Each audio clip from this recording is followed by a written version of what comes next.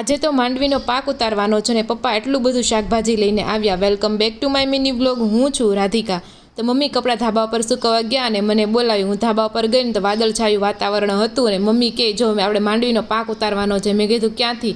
કે આ ડ્રમમાં જો માંડવી વાવી છે તે પાકી ગઈ છે. તો મમ્મીએ જો બધી માંડવી લઈ લીધી અને મને આ જોઈને તો ખૂબ જ નવાઈ લાગી. મેં ધાબા પર અને માંડવી થઈ. પછી અમે નીચે ગયા અને બધી માંડવી છે ને વીણી લીધી. લગભગ એક વાટકો જેટલી માંડવી નીકળી, પણ એમાંય પણ અમુક સિંગમાંથી દાણા પણ નહોતા નીકળતા. બપોરા થતાં સાસુઓ છે ને બપોરા કરવા માટે બેસી ગયા અને બપોરામાં હતું ગુવારનું શાક. મને જરાય નહોતું ભાવતું, એટલે મેં રોનકને કીધું તમે આવો ને ત્યારે ખમણ લેતા આવજો, કેમ કે આજે એને હાફ ડે હતો.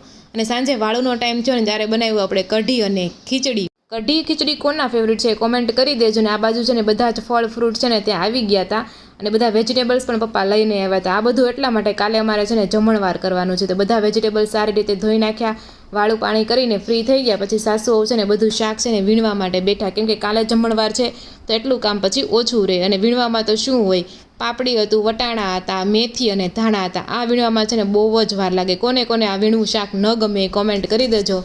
તો ચાલો, આ મિની બ્લોગ ગમ્યો હોય તો લાઇક કરી દેજો, શેર કરી દેજો અને ફોલો કરી દેજો. ફરી મળીશું નવા મિની બ્લોગ સાથે. ત્યાં સુધી જય શ્રી કૃષ્ણ અને રાધે રાધે.